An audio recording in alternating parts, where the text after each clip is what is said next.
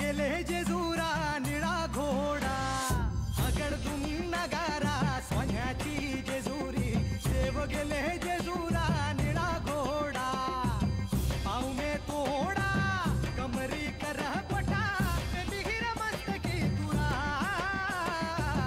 खोबऱ्याचा कुटका भंडाऱ्याचा भडका बोल अहंकारा सदानंदाचा येळको सदानंदाचा येळको जय देव जय देव जय देव जय देव जय देव जय शिव मातंडा जय देव जय देव जय देव जय देव जय देव जय शिव मातंडा हरिवर्धन मल्हारी तुझी प्रचंड जय देव जय देव जय देव जय देव जय देव जय शिव मातंडा हरिवर्धन मल्हारी तुझी प्रचंड बाणाईचे वडील तिच्या विवाहावरनं खूप चिंतित आहेत। रीतिरिवाजांचं, माणसाच्या अपेक्षांचं आणि आपल्या मुलीच्या भविष्याविषयीच्या चिंतेचं ओझं त्यांच्यावर आहे। आणि महत्वाची गोष्ट, तिथे बाणाईच्या विवाहाचा घाट घातला जातो आहे आणि हे अतिशय गंभीर आहे। तिची चहूबाजूनी कोंडी होती आहे देवा।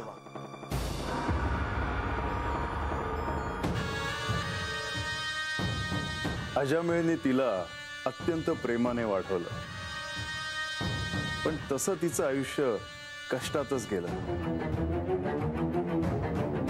आता कुठे तिची इच्छा पूर्ण होईल, पण परीक्षा देणं काही चुकत नाही।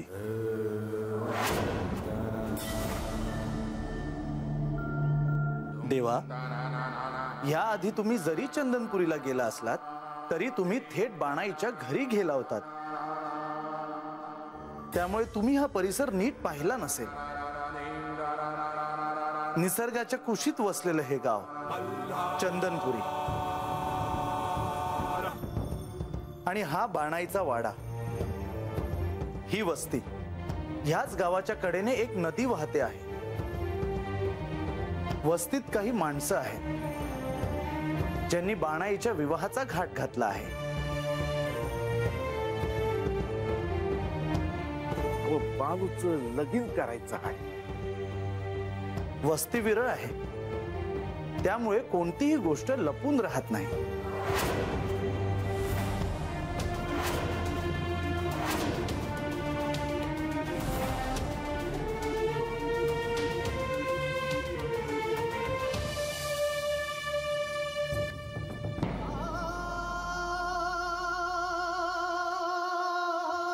प्रधानजी, तुम्ही काय निष्कर्षापर्यंत पोहोचला आहात? तुम्ही ज्यावेळी जेजुरी सोडून बाणाईकडे जाल तेव्हा ह्या वस्तीत न राहता तुम्हा दोघांसाठी राहण्याची वेगळी व्यवस्था करावी लागेल।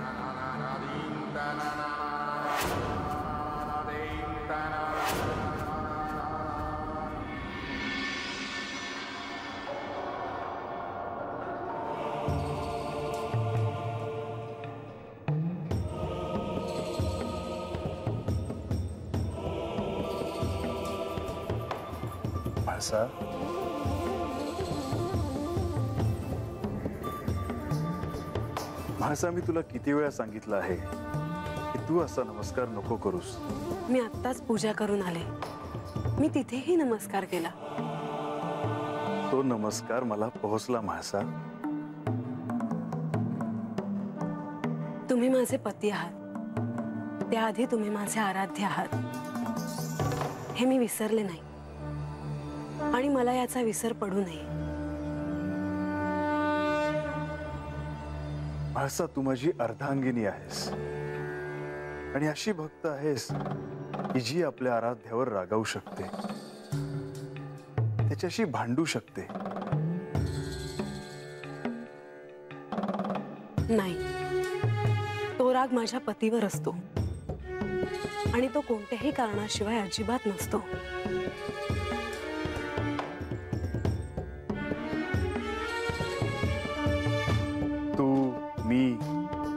आपण वेगळे आहोत का?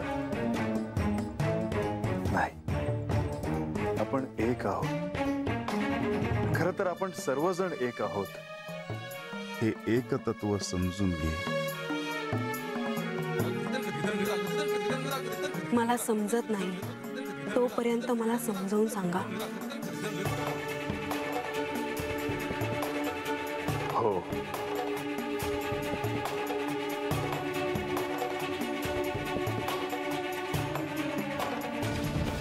महसा प्रधानजी गडावर आले आहेत.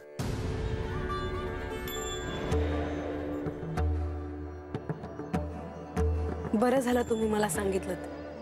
मला त्यांना भेटायचे आहे. ते इतक्या मोठ्या प्रवासाहून आले आहेत. आत्ता ते श्री लक्ष्मी देवींसोबत आहेत. त्यांना थोडा वेळ दे, मग ते तुला भेटायला येतील. मी तसं त्यांना सांगितलं आहे.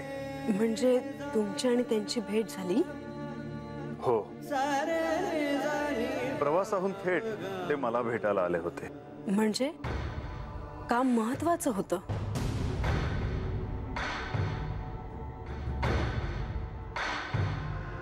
प्रधानजी जेव्हा तुला भेटायला येतील तेव्हा तुला हवे ते विचारून घे.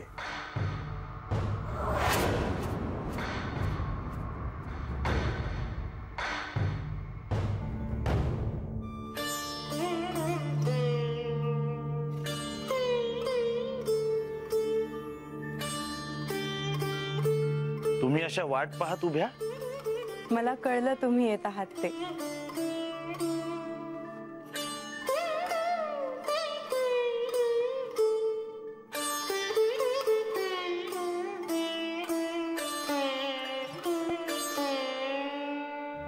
कसा झाला प्रवास? ते मी सांगतोच, पण आधी सांगा तुम्ही कशा आहात? तुम्ही सोबत नव्हता तेव्हा कशातही मन लागत नव्हतं. आता मी परत आलो आहे. आता कुठेही जाणार नाही. तुम्ही आधी बसा बघू.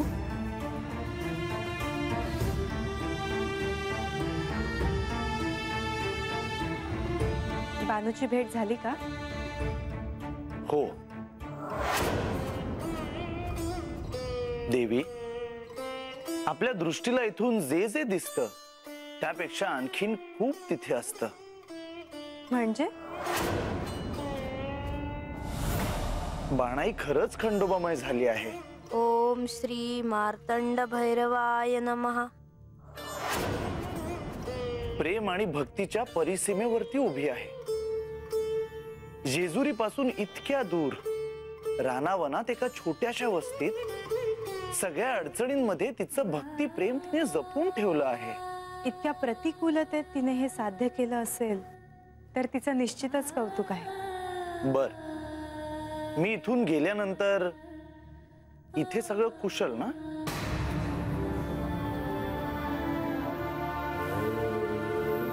हो, परंतु मला असं वाटतं की तुम्ही प्रथम म्हाळसा देवींना भेटून यावं. त्यांना खूप शंका आहे.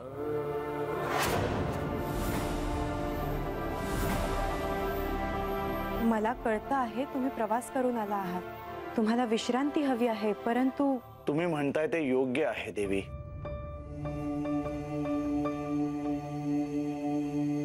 मी म्हाळसा देवींना भेटून येतो.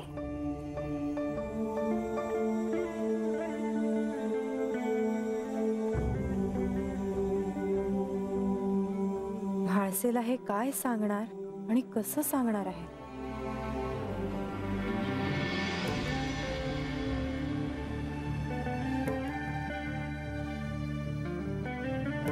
प्रधानजी जेजुरीत आले आहेत आणि मी त्यांना भेटायला जाणार तर प्रधानजीच भेटायला येतील असं यांनी मला का सांगितलं?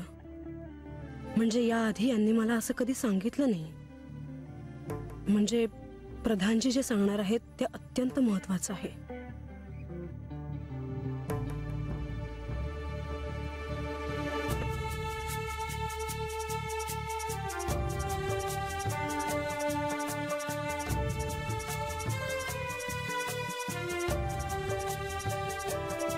मी आत येऊ का?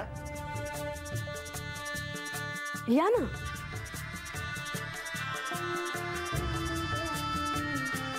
यांनी मला सांगितलं होतं तुम्ही आला आहात म्हणून. हो, त्यांची आणि माझी भेट झाली. हो, पण तुम्ही लक्ष्मी देवींना भेटलात का? त्यांना भेटला नसाल तर आधी त्यांना भेटा, मग आपण बोलूयात. तुम्ही इथून गेल्यामुळे लक्ष्मी देवींना एकटं वाटलं असेल. मी त्यांना भेटलो, पण इथे वेगळंच आश्चर्य आहे. मला कळलं नाही. मी त्यांना भेटायला गेल्यावर त्यांनी म्हटलं की आधी तुम्हाला भेटून घ्या.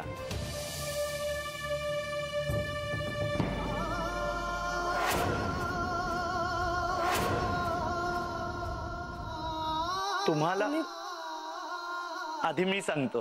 पण मला असे विचारायचे होते की तुम्ही कुठे गेला होता?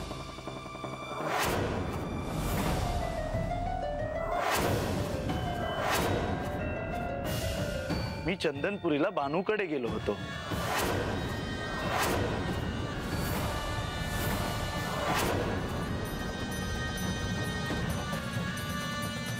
प्रधानजी कुठेतरी जात आहेत, जेजुरी बाहेर. आत्ता येताना मला प्रधानजी भेटले. ते कुठेतरी बाहेर जात आहेत असं कळलं मला. पण इतके दिवस तुम्हाला गडावर सोडून, गड सोडून कशासाठी? मला असं कळलं की प्रधानजी जेजुरीच्या बाहेर गेले आहेत. हो, एक महत्वाचं काम होतं आणि ते काम प्रधानजींशिवाय दुसरं कोणीही करू शकणार नाही असं मला वाटलं.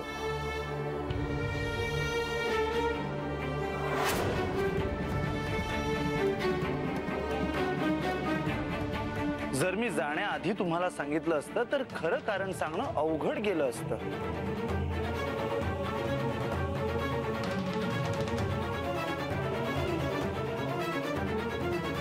तुम्ही स्वतः बानूला भेटायला गेला होतात. भेट एवढी महत्वाची होती? हो, श्री खंडेरायांची ती भक्त आहे.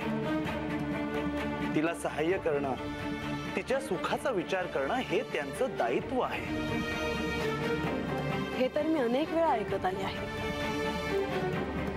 मला तुमच्याकडून ही अपेक्षा नव्हती. देवी, मी तुमचा राग समजू शकतो, पण आता जे मी तुम्हाला सांगणार आहे ते ऐकल्यावर मला खात्री आहे तुमचा राग निघून जाईल. देवी, बानूचं लग्न ठरते आहे. तिच्या लग्नाला सहाय्य व्हावे म्हणून मी स्वतः तिथे गेलो होतो. काय सांगता आहात? हे खरं आहे? हो, हे खरं आहे.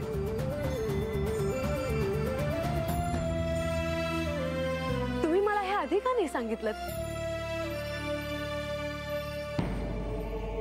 तिचं लग्न लवकरात लवकर व्हावं असा आमचा प्रयत्न आहे. तुम्ही खरंच खूप आनंदाची बातमी दिली आहे. पण मुलीसाठी स्थळ पाहिलं का?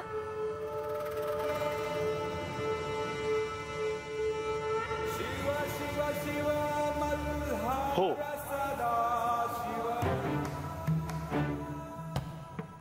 स्थळ पाहून ठेवलं आहे. आता बोलणी करायची आहे. लग्नासाठी जे सहाय्य हवे असेल ते मी करायला तयार आहे.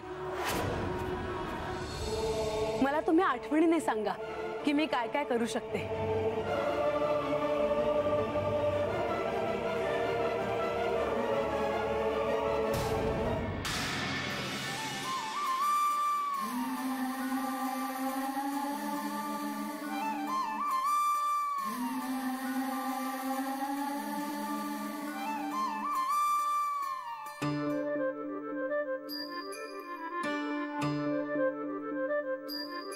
देवा, आता ह्या पुनवच्या रातच्याला या महाराजांनी जसं सांगितलं आहे तसं हळदीच्या शिवलिंगावर बेलाचं पान ठेवून तुम्हासनी भेटाय येईल बघा.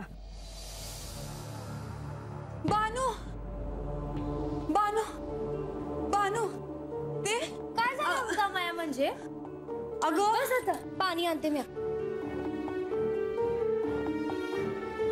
घे पाणी पी. आता सांग मला काय.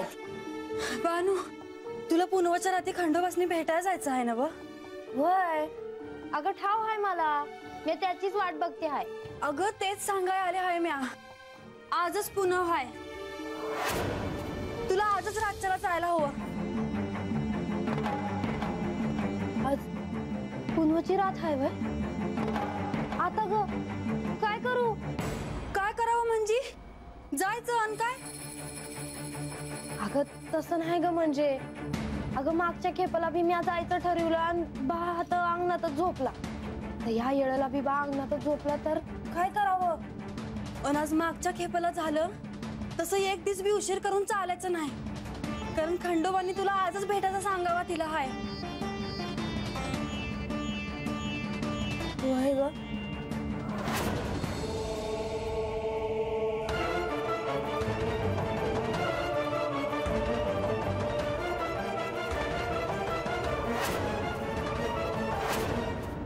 हळदीचे हे शिवलिंग जोपर्यंत आपल्या मूळ स्वरूपात राहील तोपर्यंत आपले श्री खंडेरायांशी असलेले अर्धांगिनीचे नाते अबाधित राहील.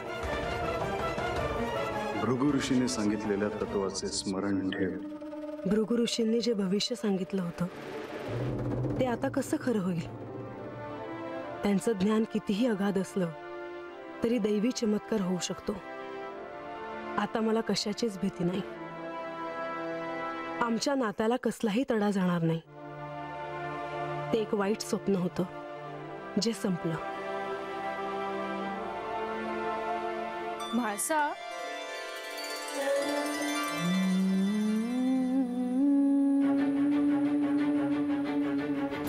लतिका,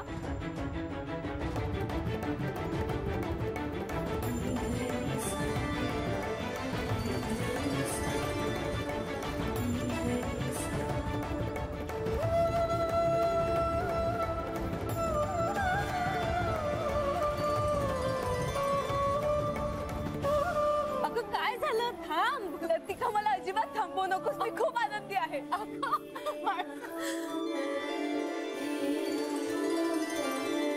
मला कळेल का आमच्या म्हाळसाला नक्की कसला आनंद झाला आहे? अगं मला तरी सांग. अगं लतिका, प्रधानजी इथे येऊन गेले. ते जेजुरीच्या बाहेर गेले होते आणि आपल्याला जी शंका आली होती ना ती खरी ठरली. ते बानूकडे गेले होते. त्यात तू आनंदी होण्यासारखं काय आहे? अगं ते कशासाठी गेले होते ते तरी ऐक. बानूच्या विवाहाची बोलणी चालली आहे. तिला सहाय्य व्हावं या हेतूने ते तिकडे गेले होते आणि यांनाही असं वाटतं की बानूचा विवाह व्हावा. खरंच? अगं हो, त्यांनी स्वतः मला सांगितलं.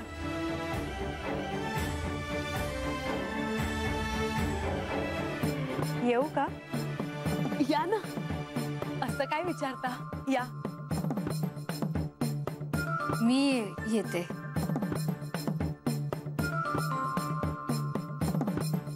मी आता तुमच्याकडेच येणार होते. मला तुम्हाला एक सांगायचे आहे. तुम्ही इतक्या आनंदी दिसत आहात. काय झालं?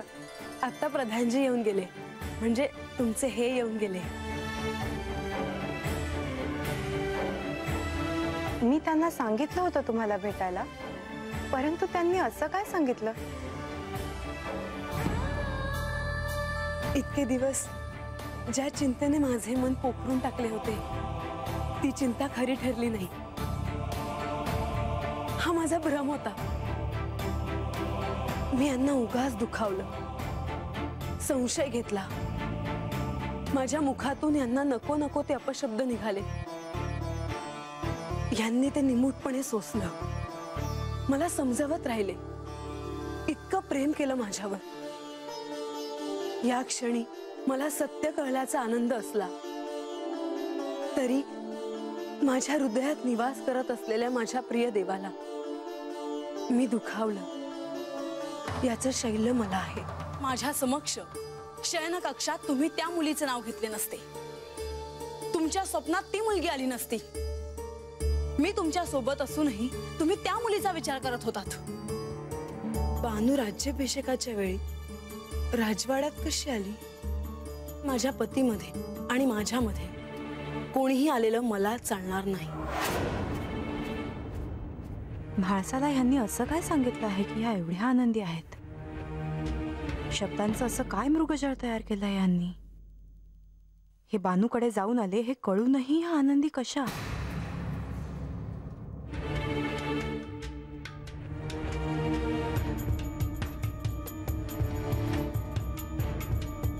कसला विचार करता आहात?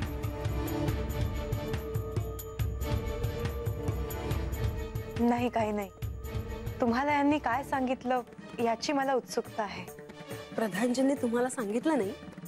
नाही, ते दूरच्या प्रवासाहून आले होते म्हणून मी फार प्रश्न विचारले नाही. बानूच्या विवाहासाठी यांनी आणि प्रधानजींनी तिला सहाय्य करायचे ठरवले आहे. आता मला पटलं आहे की बानू यांची केवळ भक्त आहे. मी देखील त्यांना सांगितले की मला देखील तिला सहाय्य करायचे आहे. माझ्याकडून जे जे सहाय्य होईल ते मी तिला करेन. बानूचं लग्न कोणाशी होणार असं सांगितलं त्यांनी? प्रधानजींनी स्थळ पाहून ठेवले आहे. आता मला कळलं की ह्यांनी म्हाळसाला काय सांगितलं ते. म्हणजे बानूकडे गेलो होतो हे लपवूनही नाही ठेवलं आणि अर्धे सत्य सांगून टाकलं.